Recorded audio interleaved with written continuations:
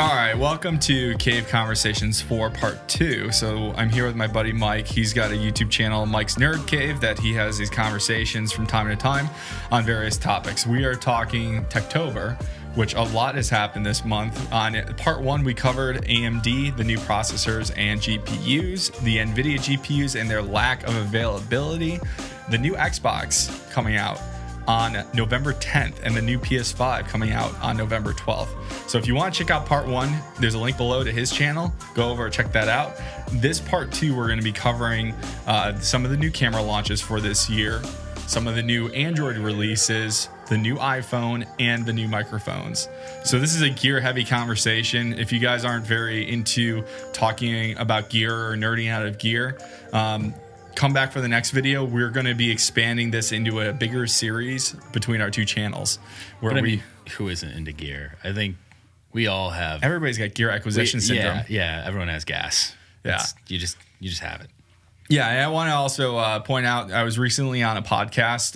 Michael Worth has a podcast, The All Walks of Art, where we talked about some of my camera decision-making when it comes to Fujifilm cameras. But we're going to cover more than Fujifilm cameras on this one. I know you are a Canon shooter, but we're going to get into some of the new releases. That XS10. Ooh. Yeah, so everybody launched some new stuff this year, right? So Fujifilm released some new stuff, Canon released some new stuff, Sony released some new stuff. I'm going to cut you off before you get too into it. We got to have a drink. Oh, yeah, we do have to have a drink. And we're going to take... When I picked this up, I was thinking Halloween theme. We love Southern Tier's pumpkin beer. Let's try the whiskey. And I didn't pay attention, and it was just a corn whiskey. Corn whiskey. With, like, coloring and pumpkin flavoring. And we're a little hesitant on it. So we're just going to try a very small amount. We might switch to something else. I really don't like corn whiskey. No. I'm not looking forward to this. I think it's going to be sweet. I think it's going to be... a good way. I think it's going to be shit. Well, yeah, that's what I mean.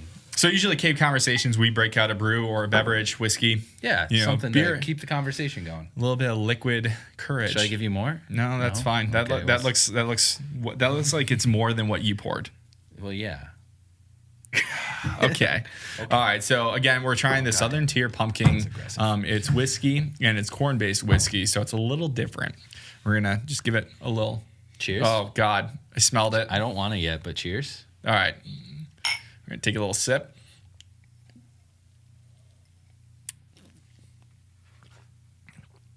I'm not sure I'd have that again. I'm gonna finish this, but I think we're done with that.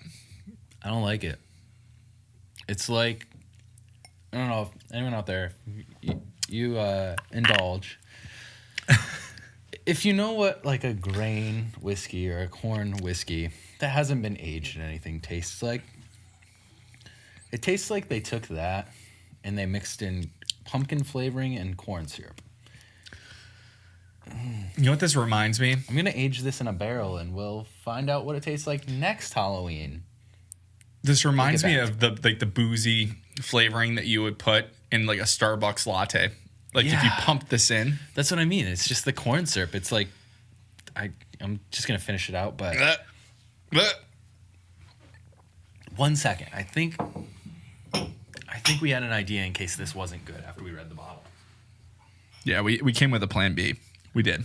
So we'll bring the beer mugs back out. Nice chalices. And goblets. It's almost that time of year. Bourbon County Stout.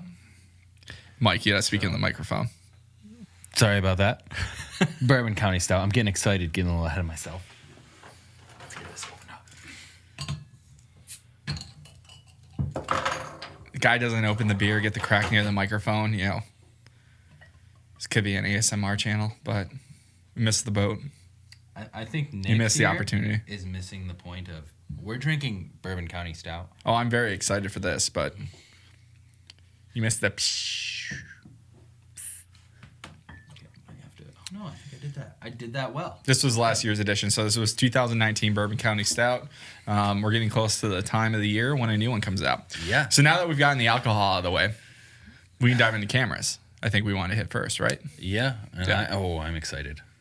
Yeah, so if you go to listen to Mike's podcast, I definitely talked about my love for Fujifilm. I'm primarily a Fujifilm shooter. I'm recording this on a Fujifilm X-T4. I had an X-T3 that I still use as a B camera and an X100F. So I've got 3 Fujifilm cameras when I used to shoot Canon, and then a very small sliver of time I shot Sony before then. Mm-hmm. So I have some experience on 3, I would consider the major platforms. The only one I'm missing is Nikon. Yeah. I'd throw Panasonic in there a little bit. Panasonic is very strong when it comes to video. Yeah. I don't know a lot of people that shoot Panasonic for photos. My shooting is typically more of a hybrid shooting where I'm not primarily video. Speaking of Mike, though, wasn't he a Panasonic guy? He is. Yeah. So he does some video and does some photo, and then he does painting and drawing, and he's an artist. But yes, he does have a GH5, I believe he shoots most of his stuff with. Okay. So yes, he is a Panasonic guy. I think the majority of the people... Did you just get beer all over my table? God damn it. Oh, no. That was like 3 drops. I almost just got it all over this. That would have been way worse. That would have been way worse. The oak that it was already aged in. I know. Yeah. Wait, white pine. It's white pine. I don't care. Okay. Back to the cameras. So, yeah. Fujifilm obviously released the X-T4 earlier this year, and then they've released a couple different cameras since then. And I'm mostly a hybrid shooter, which... video and photo is what I mostly shoot on this camera. That's fantastic for it. The X-T3 I still think was one of the best cameras they released, and then the X-T4 built on that. And then enter in the XS10 that just came out is like a mini X-T4, just more affordable, where it's got some compromises when it comes to video. But overall, it's almost the same camera where you shove IBIS, the in-body image stabilization, into that smaller body. It's got a deeper grip, which actually a lot of people love. Can still shoot an F-Log. 4K 30 FPS, and it does 240 in full HD. 1080p 240. And those 2 things. I mean, this is the camera. I was looking at that Canon M50 Mark II, which was also released. And I have been looking at the leaked specs for that thing, and people have been overhyping it. It was going to do 4K 60. It was going to do 1080p 240. The Canon M50 was supposed to do everything that the new XS10 did. And then it came out and it was still just 4K 24 FPS. 1080p 60. And you're like, okay, so what did they improve? They gave it clean HDMI out.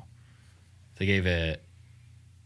there was something else. There was another one of most of the specs for the M50 were pretty much the same as the first one. There was almost nothing improved. I think they added, eye detection, autofocus, and a couple other things when it comes to shooting videos. No crop.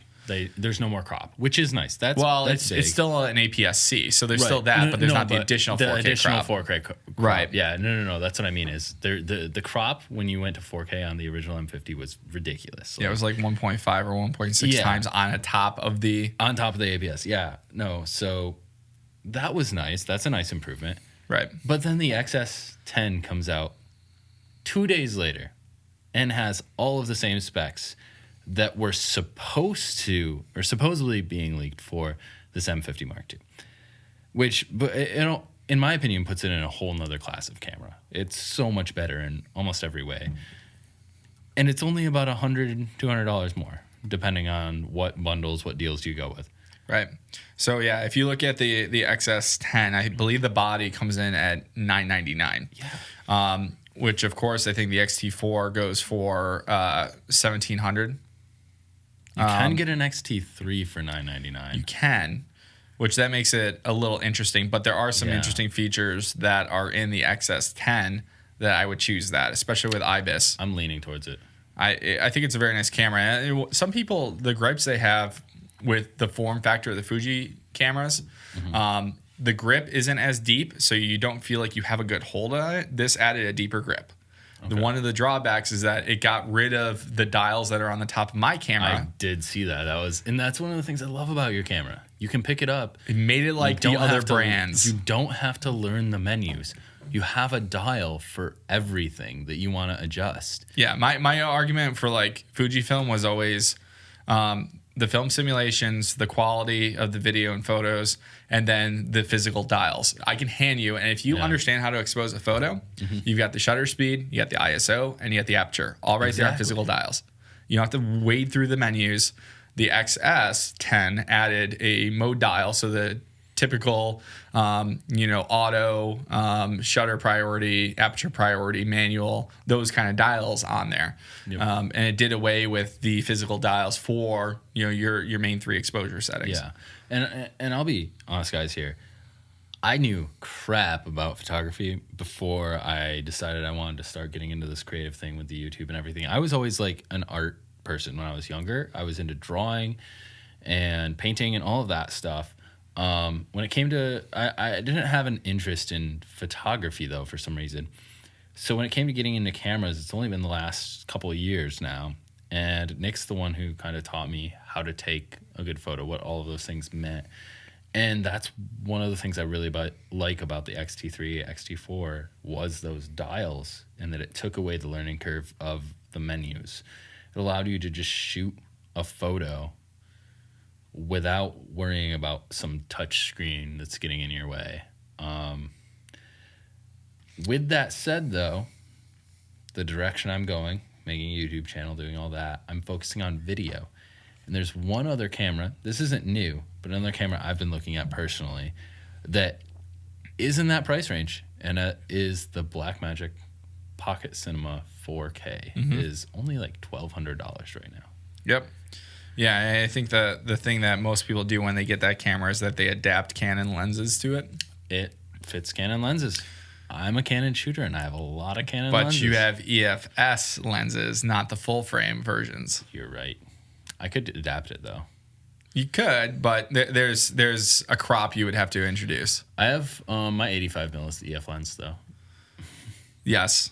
Yeah, I don't know if I'd shoot video with that, but... No, I'm not going to shoot video with it. But that is my one nice lens, is I splurged a little. I love that lens. I love shooting photos, though. I haven't done any video with that lens because the crop of my camera, I'd have to put the camera 20 feet away to record any type of video worth using. Yeah, so actually, now that I think about it, the Blackmagic Pocket 4K is a micro four thirds, so it is the same sensor size as the GH5 from Panasonic. It is, yes. Yeah. So you might be able to use those EFS I'm pretty lenses. sure I can use all of them. I was looking it up.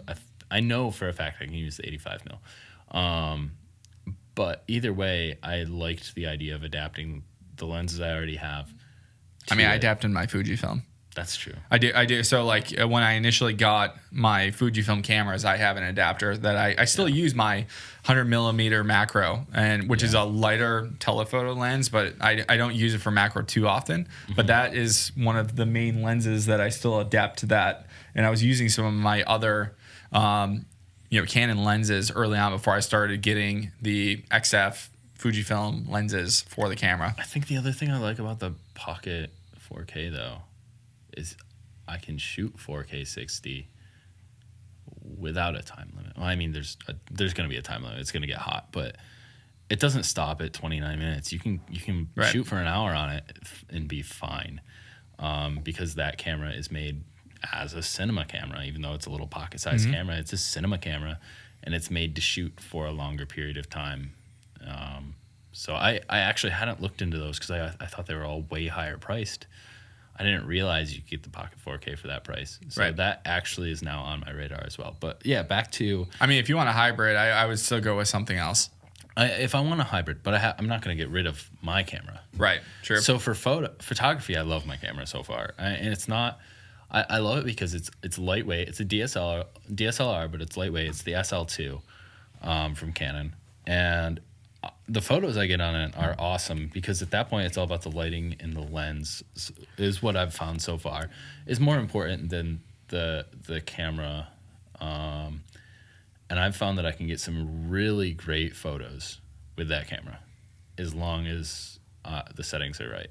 Yeah, and I'm not even going to talk about the Sony a7S III. I mean, everybody that is watching this because of cameras, they know that camera just came out and slapped around Canon after they announced the R5 and R6. And the a7S III is the video to-go. What is it, 3,500? I think it's 3,500 for the body. And then the lens is like another like $2,000 for the typical lens that everybody buys is the G Master 16 to 35 f2.8. But it straight up slaps the R5 and R6 at their price points. Yeah. Yes, it does. Yeah. It's a whole nother level. And and just the little cherry on top is they're like, oh, and you can flip our screen to the side now, like everyone else. Which was everybody's big gripe about Sony. Yeah. So they and then color that. science and their log profiles and stuff like that. But I mean, if you're just gonna shoot in RAW or whatever. Yeah. Yeah. So let's pivot because we're gonna still talk about cameras on some level. Among other things, so that we're going to get into the new mobile phones. The one that's in your pocket every day. Yeah, the one that's in your pocket every day. The best camera that you have on you, or the best camera that you have is the one you have on you. And mine is shit. Mine's absolutely garbage. Mine's good. Yeah, so I'm constantly carrying around my X100F. That doesn't leave my bag. But this one, so long-time Pixel user, back to the Nexus program. I had the original Nexus 1. Came up through Android. And then at one point, I had two phones for a while. There's been like very few Nexus phones that I've skipped. I'll say that much. I think there was a small stint I had with Sony, a small stint I had with HTC, but mostly it was a Nexus or Pixel phone for most of my Android usage. You had the HTC M7. Yes, aka the HTC One in the States. Yep. Which was codename M7, and then I think I had the M8 for a period of time. I fucking hated that phone. M7 had a Play Edition, and that was one of my favorite phones of all time. It did. I wanted the Play Edition, but I already had purchased the one with the HTC skin. Yep. So I've been a long time user of Android. I've been a fan of being able to do whatever I want with the phone, being able to root it, unlock it, put ROMs on it. It just felt like I could literally do from if I was programming, whatever I wanted to access the phone, use the device however I wanted. And then I've had a couple iPhones. I think I had the iPhone 3G. So the second iPhone that got released, I had one of those. I've had various iPhones when I worked for my previous company because that was the phone they issued you. So I think I had everything from the iPhone 5 to the 6, 6S, and then maybe the 7. Yeah, I'm trying to remember the last one I had. I have the iPhone 7 right over there as my work phone. Right. I have the Pixel 3 as my personal phone. Both have great cameras, even the 7. And that's like a 3-year-old phone, 4-year-old phone now. And that still has a great camera on it. Pixel obviously has a good camera. Both good phones. So the original Pixel was amazing. I think it was a fantastic phone. A lot of people kind of criticized the design of it, kind of doing half aluminum and then a little bit of glass window at the top. People criticized the design of it. I think it was a fantastic phone. I like that it didn't have a camera bump back then. It was just the flat it was just flush design. It was almost a wedge shape, though. It did get wider at the top. Yeah, it was. So people, yes, the phone inherently was thicker at the top where the camera was, and then wedged down. Still sat flat on a table. Fantastic. Then enter the Pixel 2 XL was my next one. And that phone was generally a good performing phone, except the screen had this issue where you had this blue hue to it. And you have a video on your channel about that, though. Yeah, I did have a video on my channel. Everyday user. I did. Yeah, I think I called it like honest review, like early on, and then talked about that phone, which I thought it was good. But in the end, it still had its issues. Then the Pixel 3 XL with that massive, like I think there was an MKBHD meme where he got his haircut to include that massive forehead of a notch where it just like was huge. Oh, yeah, it was so bad that they reverted when they went to the 4. Intrusive, yeah. Well, and the 3A actually. Well, the regular 3 doesn't have it. It was only the XL. The regular 3 here just has, pretty far away, but it just has slim-ish bezels. Honestly, I don't care about super slim bezels, but it's slim enough. I think using this OnePlus 7, which I was getting to, OnePlus 7 Pro. So after the 3X fiasco, which the fiasco was not the fact that it had that huge forehead. I had the phone for 6 months. And by that point, I think this is when they made the decision to keep 4 gigs of RAM when everybody else was raising their RAM on Android. I'm going to pause you for a second. Everyone pretend there's a rant alert going on because I think this man's about to go off. This is about to get saucy. A little saucy. Like, rant. Yeah, you probably needed that sip. So the Pixel 3 XL, when everybody was raising their specs on the phone. They decided to keep 4 gigs of RAM. And even current iPhones still have 4 gigs of RAM, but they manage the memory a lot better. They optimize. They do. So Pixel 3 XL gets announced, 4 gigs of RAM. Everybody was kind of like, everybody's adding like 8, 6. OnePlus even had 12 available. Yeah. That generation. McLaren edition. Yeah. So, I mean, when they announced that phone, everybody was kind of like, you should have added more RAM. And then I used it for 6 months and it starts slowing down significantly. Like I'm trying to use my business apps to check my email. I'm trying to use my Citrix apps to access stuff that just for work purposes. Yeah. At this point, I left my previous company. I no longer have the iPhone. I have a single Android phone. And I'm using that for everything, travel. And I'm having issues using the thing because it's locking up all the time. So I wipe it. I actually RMA'd it. And I'm still having issues. And I'd call you a power user. You are a power user for sure with all that I do a lot with my phone. Using it as a business device. And I think the only thing I don't do on it is game. I don't really game on my phone. Yeah. But I do a lot of things with my phone. And when I have a device for 6 months and it starts lagging, I haven't had a phone start doing that before. Like if I didn't wipe the phone, maybe I can get to a year, and then I start seeing some performance issues. And I saw this within 6 months. And RMA it and wipe it, still see the same issues. So I start thinking, okay, what else is out there that is pretty close to vanilla Android that I can get and has great specs, flagship specs. I like the flagship phones. Enter OnePlus. OnePlus 7 Pro gets announced, has these amazing specs. The screen is the entire phone where the camera pops out of the top, so that's kind of cool instead of having a notch or a hole punch. The question always was about OnePlus's camera quality. People in the past said it lags behind iPhones, Samsung devices. Did you ever try putting the Google camera APK on there? I did, but depending on the build, you had different image quality. And you'd have certain profiles and something would crash. But the other thing is that you don't get access to all 3 cameras. So when you have all 3 camera array of a telephoto, a regular, and a wide, you can't get access to all 3 unless you rooted the device. I wonder if you would now because the new Pixel switched out. Still doesn't work. Since the Pixel 5 came out, have you tried it? I haven't tried it. Honestly, with what Gcam was doing, utilizing the Pixel Core, that added another chip in between that was utilizing the Pixel Core API and not just a general camera API, I believe. Okay. So the Gcam mod, it worked, but it was more frustrating that sometimes it would lock up. The speed of the camera on this is slow. I feel like the images are very soft and it doesn't retain as much detail. And I don't know if that's just with like the HDR on or off, which I think every photo I take on this phone just looks like garbage. So other than that, the phone itself is pretty good. I've had these weird issues with it locking up randomly, like when I'm in Chrome, and I don't understand why. I'll be in Chrome, I'll be browsing the internet, trying to read through the article, and it'll just freeze. And then the only way to get it to unfreeze is to go back home, open up Chrome again, and then it starts rendering. That's weird. So something locks up. And I've wiped the phone. Yeah, OnePlus doesn't know what's going on. The amount of RAM that has, it's not a RAM issue. This has 8 gigs of RAM. It's a 256 gig of storage. It's a 6-core processor.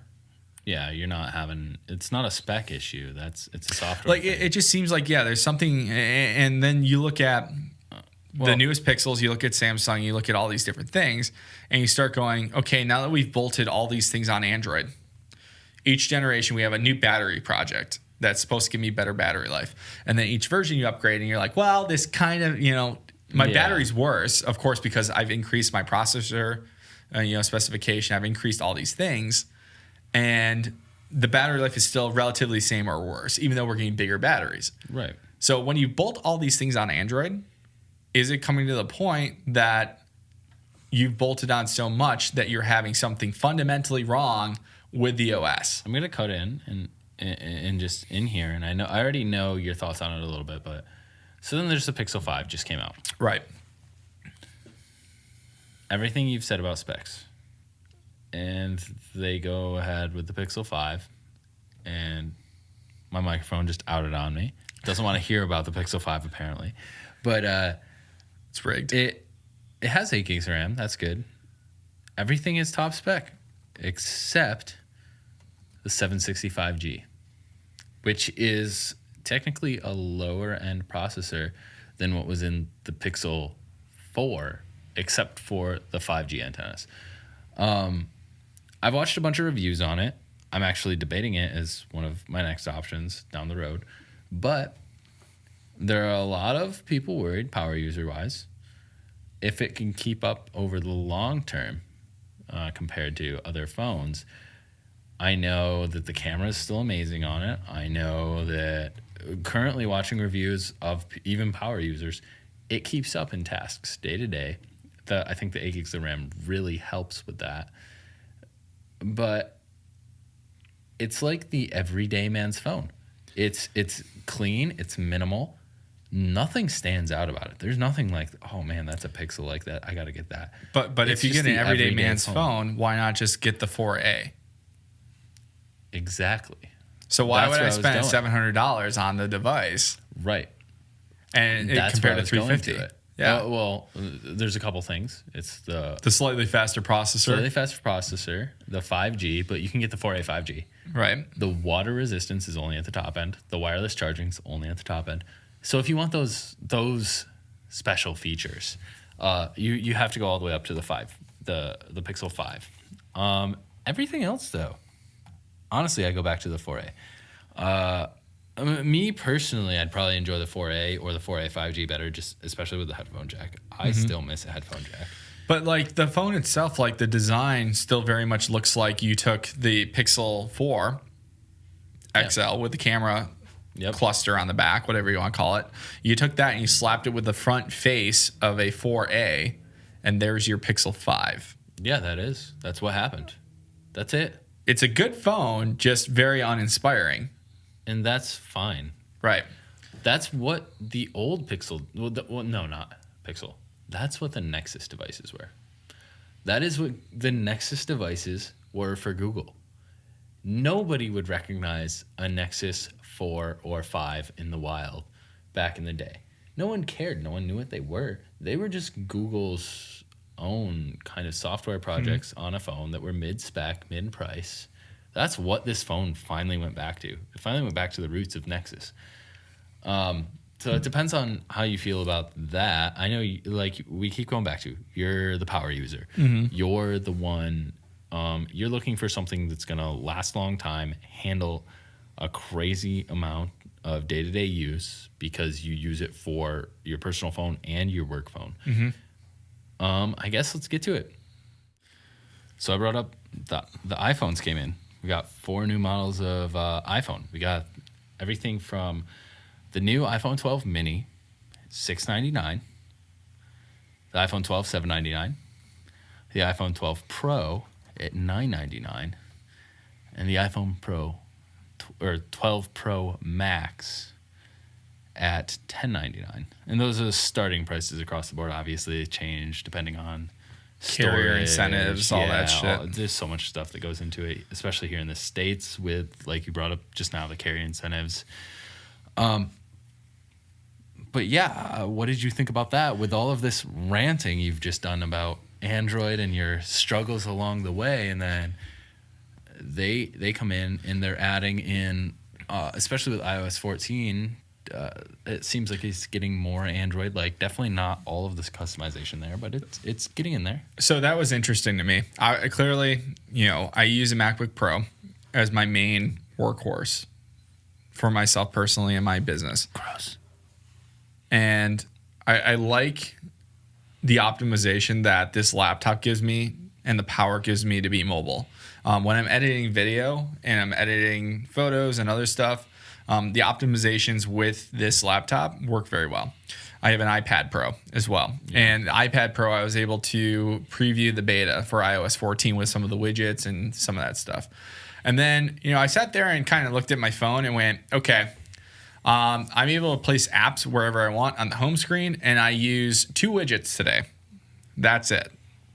So and that's changed over the years, right? So this is old man, 30 years old now, talking. My usage of my phone has changed drastically. At the end of the day, I think right now, like I haven't rooted this, I haven't unlocked it. Can you give me that old man impression? Yeah, old man impression. So like I've just wanted this thing to work, and that's what my couple past phones have not really done for me. Is that like the Pixel 3 XL had issues. This one suddenly starts having issues. The camera's not usable. So I'm sitting there going, okay, what do I use my phone for? I need it to make phone calls. Duh. I need to be able to browse the web and use my business apps, and all those things are available. I use them on my iPad.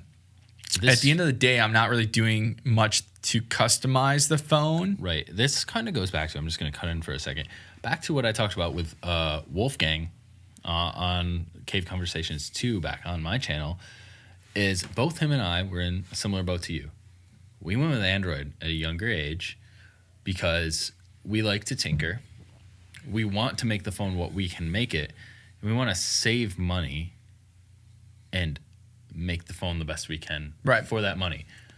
As you get older, as you have a profession or whatever, and you realize, especially more on later in life, time is money. You want stuff to just work. You want to pay for something. Maybe you will pay a slight premium because it's just going to work. Because your time can't go into changing it to make it work for you. There's also a good point, though, is that this did work for a while. Yeah. My previous phone worked for a while. And for some reason, at a certain period of time, 6 months, 8 months, less than a year, something happened with this. And it's happened for the past couple of phones. So it goes back to my point that I don't know if there's something fundamentally wrong with Android that has this time bomb that things start like falling apart within 6 to 8 months. I think it's Android specifically. I think the issue is Google probably specifically upgrades Android to work the best on their new phones, which would make sense. That's what you want to do. But then all the other carriers are left scrambling. They made their phone a certain way a year ago, and now the new Android version is optimized to work on the new trend that's happening with all of the phones. You don't have to worry about that with Apple. They control the software for their hardware, whether it's their phones, their iPads, their computers. I know I leaned in and said gross when he said he works on a MacBook. It's part of it is jealousy. I think their software and hardware marriage that they have with all of their devices is incredible. That this iPad I have sitting in front of me here. I just realized we've been continuing the rant and not actually talking about the new iPhones, but I mean, we kind of have with like iOS 14, but we've been kind of like going on. But like the thing is, like what you just talked about is that latest greatest Android, right? Like you have I think it's like 3 years of the latest version of Android major release support for upgrades. Yeah. That's a commitment on Pixel lines. That's a commitment, I think, on Samsung, but not all manufacturers have to do that, right? Nope. I don't even know if I think Samsung is 2 years still. Okay, so they get security updates. The security updates, the major major updates is 2 years. iOS 14 and iPad OS 14. The first iPhone SE in 2016, the iPod Touch 7th gen, and the iPhone 6s will still get iOS 14. This is a 7-year-old iPad Air. It just got 12.4.8. It's not going to go any farther than that, obviously, because we're on iOS 14. It's not a third gen, because iPad Air third gen is on the list. No, this is iPad Air first gen. Okay. And it made it to 12.4, and then the 0.8 is the security update after that. But 12.4. I think Emily's got that didn't one. Quite make it to iOS 13. So I missed out on, there was a lot of big updates in 13 that I missed out on. But who cares? This piece of tech, how many people have a laptop out there, a phone, anything that is still working as good as this in 7 years? I did a video on my channel. I edited a video for my YouTube channel on this device. That's the thing. Like, if I go to sell this phone when I'm done with it, I think I paid $749 for this version. Yeah. I think I might get $300, which isn't that much comparatively. That I've had it for less than a year. You could sell an iPhone 7 that's 4 years old for that price. Yeah. Exactly. So talking about the new iPhones. New iPhones obviously went back to their squared off design, which I think was part of the iPhone 4. I love it. 4 and 5. Yeah, the 4 and 5. A lot of people like the new design, and then they still have the notch. Whatever, most people don't care about the notch these days. The glass sandwich with the aluminum edges. It looks very nice. Obviously they made some upgrades with the ceramic shield when it comes to the screen, more durability. There's questions about what does that mean for scratch resistance. Typically when you make something more durable, it's softer, therefore it'll be more prone to scratches. To be determined on that. We got to see some longevity. The Sapphire worked well on the 5, and then they just didn't do it again. Right. They did it for one phone. It worked well. That's why anyone who had an iPhone 5 or 5S, their front screen was fine and their back screen was shattered. Yep. I saw that so much. Yeah. So the lineup, they finally made a smaller phone, the iPhone mini, iPhone 12 mini. And then they had the regular iPhone, which I don't know who's going to buy that, to be honest. That is to me the go-to phone. Which one? The iPhone 12.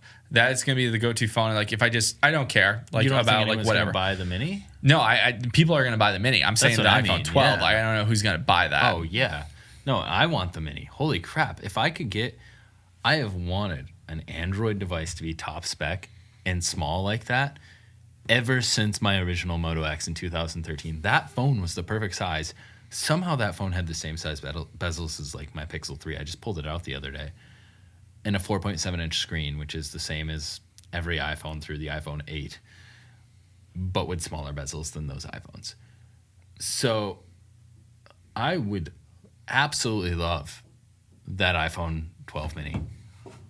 And I want to see, because I don't need a phone right now. My Pixel 3 is still doing fine. I have a work phone, so I'm not a power user on my main phone. I just use it for the basics. But it's the same specs as the 12, just that's smaller. What I mean, though.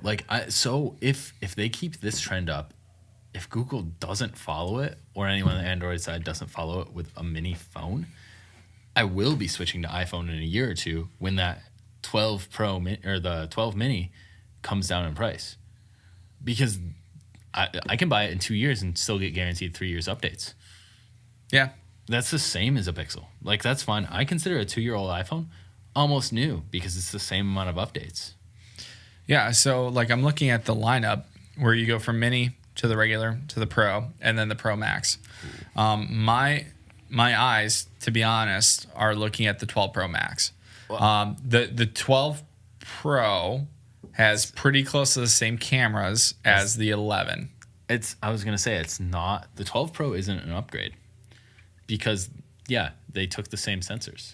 Unless you want 5G and you need to stand right underneath the tower for millimeter wave. You can put a freaking anybody looking at these phones are not. You should not buy them for 5G. No, should not buy them for 5G. Cities right now, and you can put a piece of cardboard between your tower and the phone, and it'll go out. Well, you walk across the street, and then you're getting 4G speeds, less than 4G speeds. I work for an internet service provider that's currently working on getting 5G to towers, and I can tell you right now, wait another year or two before you want to commit to that.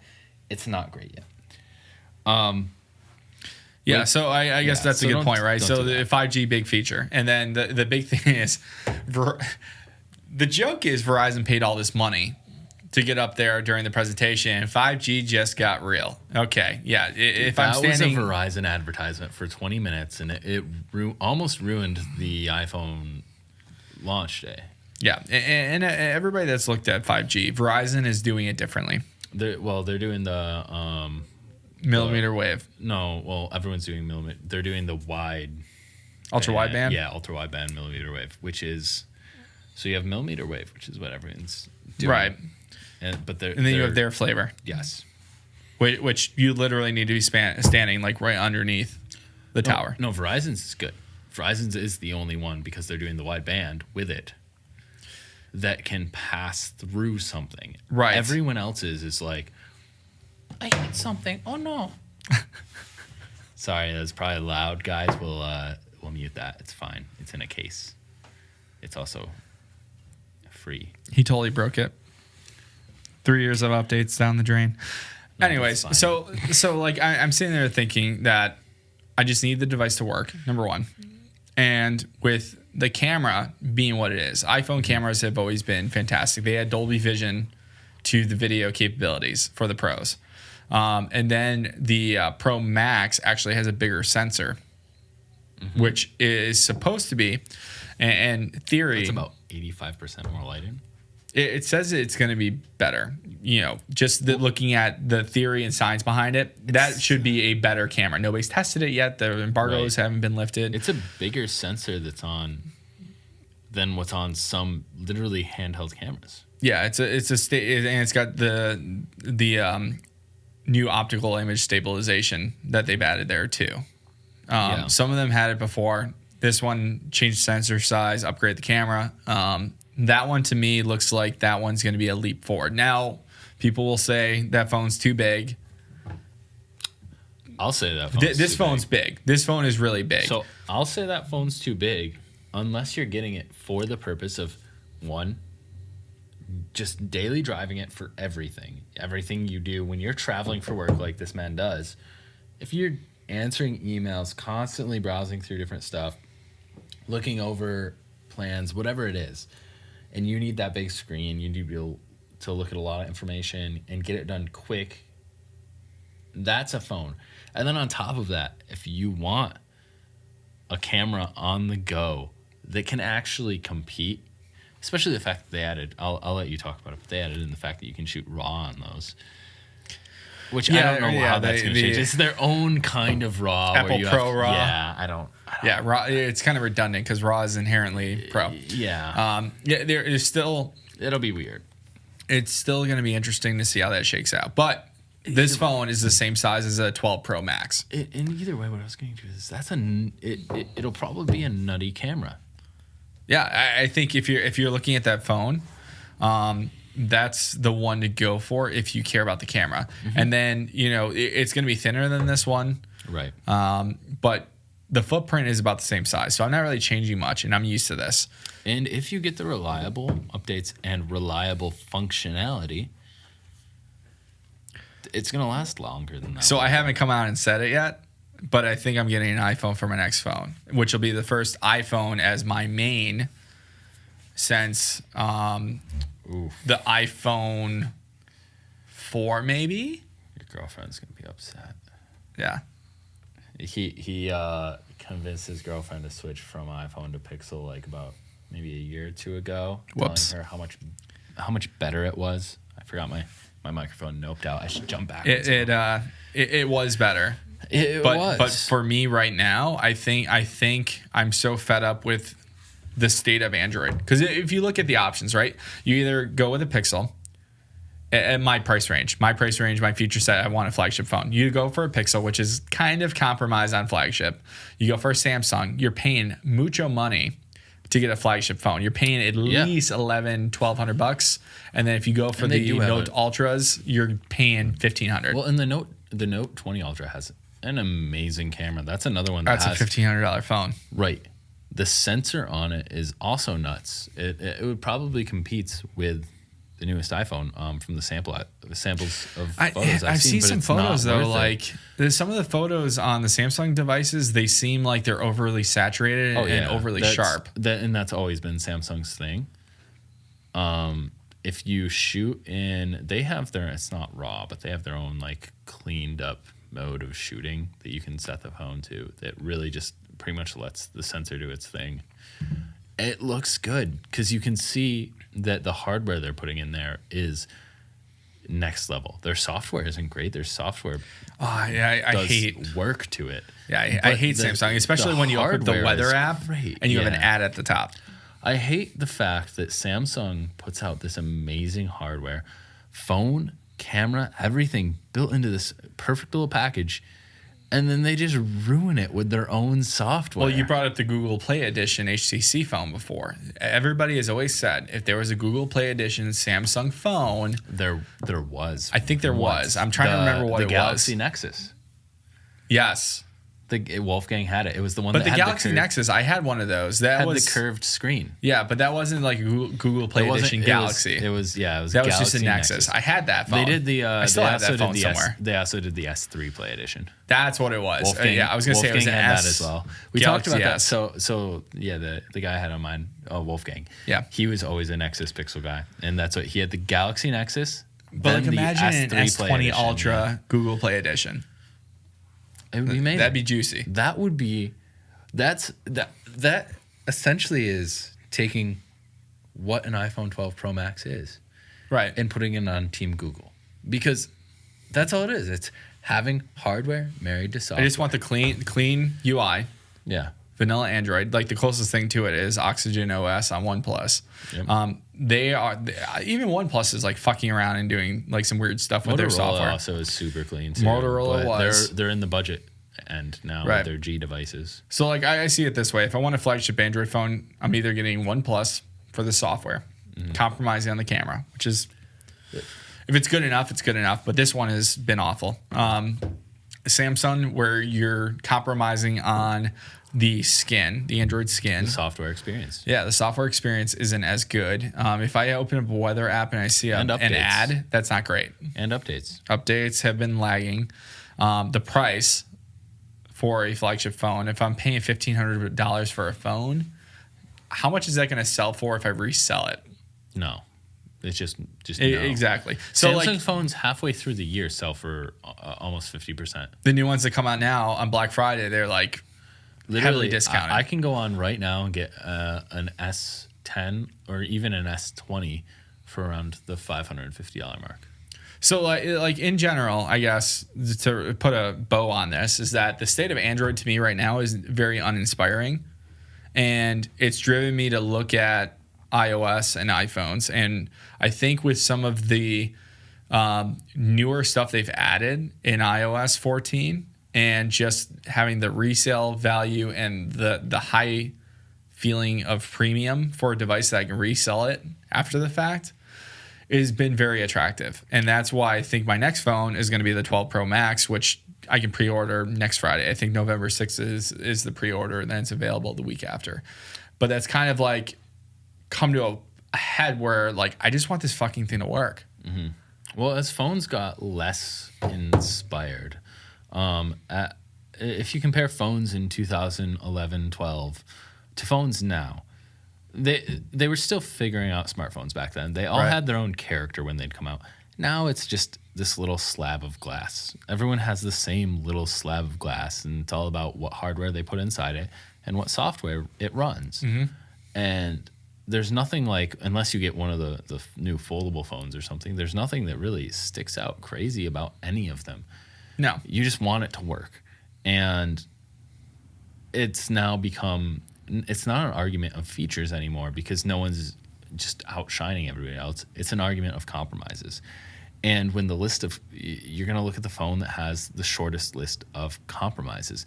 And when every Android phone has a compromise, barring the Pixel, which even still has a compromise in that it's not the top end, it's not the highest end, and if that's what you're looking for, then the iPhone Pro series is your only choice.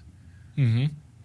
Yeah, I think I can get the most bang for the buck if I'm looking to spend flagship prices, which that to me is like $800 plus. And like I even heard like an interview the other day that somebody said $800 is like a mid-range phone, and I almost wanted to kick my chair.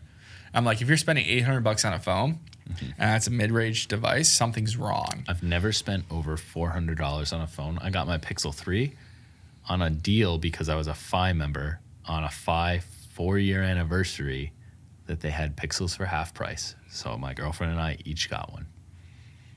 I would never spend $800 on a phone. And I know I'm a tech guy. I love tech. I'm not going to spend that much until if I would spend that much if the return on investment was worth it. If my phone at that point is something that's making me money every day, then yes, I'll spend that much. But currently, like I said, I have a work phone. Mm-hmm. I don't need my personal phone to have this crazy return on investment. I just need it to work. I want to take good photos and I want it to be a daily phone. that's why I went with the Pixel 3, and that's why it's still in my pocket. So yeah, I think I'm jumping ship. Yeah. With this phone for now. I'm not saying it's permanent, but I think the next phone I'm gonna keep I've still got my 3XL, which has been sitting in my bag as like a backup phone just in case this thing like has an issue. But I'm gonna keep an Android phone just in case. One thing I want to say, speaking to that, when I travel, I love to have a device I can play games on the plane. And my favorite thing is iPad. No. My favorite thing is an emulation device. And you know what does that best? Yeah, true. An old Android phone. Yeah. And I have an old... What, you don't bring a little Raspberry Pi on your little satchel? Yeah. No, the phone I keep with me to travel is an old Moto G4 Play Oh, God, I remember edition. that. It's like 1 gigabyte of RAM. No, it's 2 gigs of RAM. It's 2 gigs of RAM. But it's like a 720p screen. It has a good-sized battery. You can change out the battery in this phone. But this thing lasts all day battery-wise, especially when you're not using it as a phone. And it runs every emulator like Game Boy, Game Boy Advance, all that stuff that I want to play on it. So I play like old Pokemon games, Mario games, stuff like that on the go. That is the reason to have a little old Android device with you, is the freedom to put all these emulators and ROMs on them. That's still fun. You can keep a big one too. I don't care. I just want one that'll last all day when I'm traveling, or even that it lasts like a weekend because the hardware and it's so like slow that the battery can just last forever. So yeah, I know that the conversation Android versus iOS is a very divisive one. If you guys are watching this and have some thoughts, leave your comments below. I'd be happy to have a conversation. Yeah, don't get hostile with each other. I might jump down your throat just like this rant. Yeah, just get involved. Yeah. So next topic, we're gonna move on. So we've talked about the new iPhones, fantastic new release, I think. Android and the state of Pixel cameras, and now we're on a microphone. So we've been getting into streaming, obviously recording what will be a future podcast and these episodes for our channels. Shure had a new interesting release that's very close to the microphones we're using today. It looks like a little bit of it's like if you took this and you shrunk it down, scrunched it down a little. You took all the settings off the bottom, all the low pass filter settings and different stuff, and you said, hey, this is where the XLR cable plugs in. But it's also, you can plug it in via USB, use it that way. Yeah, so that mic is the MV7, where they essentially took the SM7B, which is about a $400, $500 mic, and then they've added some capabilities to be able to use it to plug directly into your computer, use it as a streaming microphone. A lot of people use these as a streaming microphone. Did you look at the capsule? I didn't. I haven't looked at it too closely. It actually looks like Sennheiser took one of their stage mics and threw it in there instead of being the actual SM7B, and then through software kind of tried to... Sennheiser? Oh my God, Sennheiser. I'm sorry, guys. Shure took one of their stage mics. I'm sorry, Shure. Not that they'll ever see this. But yeah, they took one of their stage mic capsules and put it in there. But it does a pretty good job. It's a little more colorful in the mids, from what I've heard of people trying it out. So I'm interested how it compares to the SM58, because that was a microphone that people were used for vocals. That wasn't like the broadcasting style. I think microphone. It's very similar to that, and that's what people are saying. It's much more of a... It's funny because they want to market it to streamers, gamers, everything like that, podcasters. But in that genre, you want it to sound like broadcasting. And they went and they used kind of a stage mic capsule. So it's actually, if you're a musician, you'll probably like the new microphone a lot. And I've listened to different reviews, and that was one of the things, is a musician was talking on it, and he's like, actually, I like this a lot more because it's not as muddy as the SM7B, because the SM7B gets so bass heavy, right here where we're talking on now. And then they compared it to the Rode mic, the Podcaster, which is only $99. It's a pretty cheap mic. But it also sounds great, and they were actually really neck and neck. They sounded almost identical. The Podcaster was a little bit more bassy because it tries to get this broadcaster sound. Right. as that $100 mic.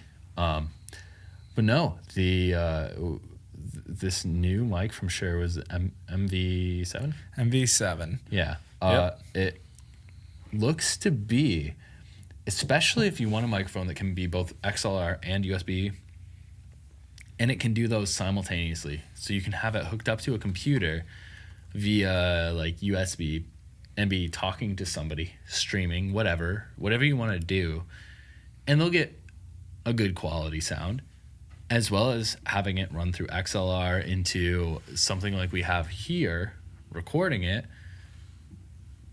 at the same time, and have maybe a better audio quality to play with afterward if you want to then ship the recording, put it up as a podcast, use it in a video format later. It gives you a lot more options to play with. Yeah, so let's talk about another mic that's very close to that price point as well, because the Shure MV7 goes for $250 USD. Again, has USB, has XLR. Another mic that I use for streaming that's very close to it is the Blue Yeti X. They just came out with a World of Warcraft edition that's got some new filters that can make you sound like some of the characters in World of Warcraft. I think that mic's awesome. I actually love the Blue Yeti. I use the old Blue Yeti, the OG one. You use the Blue Yeti X. The Yeti X that they turned into a World of Warcraft edition. But it's mostly like the differences are aesthetic and software based. It's the same microphone. The X itself is a great microphone. It is. The only gripe I have about it is that it's USB only. But if I wanted to do something else where I needed to plug into an XLR interface, that's cool. But now I've got these mics, so I have multiple things that I could be using. Play with, yeah. But the X, if you want to start out, you want to get something that USB, user friendly. It's very easy. It's plug and play. It's user friendly. You have software's fantastic. Yeah, the software is incredible. The dial right on the front to adjust everything is really great. That microphone actually, and technically, you can monitor yourself. That microphone, technically, we could have recorded this conversation with just one mic because it's got the modification for the different. Because you can switch between cardioid, omnidirectional, right? Everything, yeah. Bidirectional, and what's the last one? There's 4 different settings. My mic has the same thing, but no, those mics are great, especially if you're starting out, especially if you want to do something like this. All right, so here's the thing though. Would you pick a Blue Yeti X that comes in at $170 or the Shure S? Not the Shure SM. We're using the SM70s. We're gonna restart that. All right, so here's the thing. Would you pick the Shure MV7 at $250 that has both USB and XLR inputs, or the Blue Yeti X that just has a USB input at $170? It depends on how far you see yourself going with it, I think. If you see yourself expanding over the long term and you want something that works right up front as a USB, but you want to get into something more like this, I might say save a little bit extra, go with the MV1, or invest all up front and go with something like the Rode Podcaster and get a mixer and everything with it. If you just care about doing game streaming or just streaming on the side with your channel, or you think that the Blue Yeti X is fine for your podcast, which for the majority of people, I would say it is, maybe just do that. It's plug and play. The software is great. Go with it. So it's all about what you as a user are specifically looking for. And I think I was starting to lead into this, but the MV7 is also pretty cool for musicians in that it gives you that ability to play around between XLR and USB. You can play around just plugging into a MacBook or an iPad, play around with GarageBand over USB, and then take it with you to record with the band, plug into a mixer via XLR. So I think that's the coolest feature, is that you can do all of that. And it also has, similar to the Yeti X, mic monitoring. You can just plug in via aux. So you also had a little Razer Mini Siren, which I don't know too much about that microphone. Yeah, I put that on the list just because that was one of the other microphones that came out this month. It got a little bit of kind of like publicity to it because it's $50. So that's going to compete with like the Blue Yeti Snowball or some of the other cheaper mics. actually the 5.5 that I reviewed on my channel not too long ago that I think sounded great. Actually, it sounded as good or better than my Blue Yeti. I was a little upset because I bought it for my girlfriend for her podcast. Oh, man. And it sounds really good. But that was only $45. But this Razer Siren Mini competes in that market and is another great starting USB microphone. If you're trying to start a podcast or a channel and you want to up your audio game, it's USB, it has good software. It's a great place to start.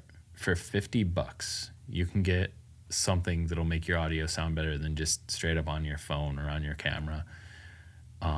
If you're streaming, it's going to have a little more depth body to it. So I just wanted to throw that in there. It's great to see companies not only compete at the high end, but also at the low end to bring in that market for the beginners, for the people starting out. Because everyone starts somewhere when it comes to streaming, photo, video, everything. And it's great to see more options for those people because competition keeps growing. Mm-hmm. And it's great to be able to compete even if you don't have as much money to start out. Yeah, I think the last microphone I'm going to mention is the Deity. We both have the D3 Pro. They came out with D4, right? D4, Yep. which is bidirectional. They have a microphone. They have two mics, one facing forward, one facing backwards, to capture that if I'm shooting video like this in a vlog style, and I'm shooting you, it also picks up me. Which, I mean, the microphones today, obviously with the shotgun mic, it's going to pick up better what's in front of it than behind it. So if I'm shooting behind it, the audio is not going to be as good. So this gives an option to have a little bit more dynamic sound when it comes to what you're recording. I was already looking at that because when I do my cave conversations or any of my videos in the Nerd Cave, I just use the D3 on a boom arm. Oh, okay. If I had the D4 on a boom arm, you can just face it at you and the person you're talking to for something like cave conversations like this. Yep. It's going to be clean. So that might be an upgrade for myself. Okay. Or you get a Yeti X and you just put that on the table. I already in the have my middle. Yeti I can do that with. Yeah. But I don't know why. I don't always like the sound I get out of that as much. I think my D3 sounds so much better than my Yeti. Which is funny because it's just aux plugged into the camera. Mm-hmm. It sounds so good. Yeah. All right, so I think we're going to wrap up this part 2. We've been going for a pretty good duration now, so this is going to be a longer video. Obviously, we like to continue these conversations in the comments below. Please give us your thoughts on iPhone, on Android, on cameras, on microphones. Mike does these regularly on his channel, so be sure to check out his channel, link down below.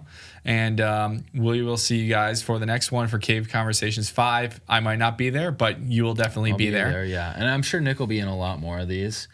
Out of all my friends, I have a ton of friends, all interested in tech. He's got a lot of friends. Different way. No. Actually, I have like a small group of friends, maybe 2 or 3. But no. The friends I have, a lot of them are interested in tech or involved in tech in one Gear way acquisition or syndrome. Another. But Nick is by far the most similar to me in that like he's very into it. He keeps up with everything. So whether or not we're on this topic, this podcast or whatever, we're always texting each other, sending each other things about everything that's happening in the tech world with new gear. So this is a fun little outlet for us. I'll have more people on. I actually have a buddy, Plop, as well, who started up his own YouTube channel. He's been killing it on Twitch the last couple of years, and I think he's going to be a fun one to talk about. I'm going to have him on, talk about starting out streaming and YouTube. I think we have him in here. We got to get another microphone. We'll have him in here. I think that would be perfect. He's a great personality too. Check him out, Plop04 over on Twitch. Yeah, so I'll leave some links for the social medias down below, and be sure to check out shop.midnightslate.com for shirts, hoodies, hats, all the good stuff.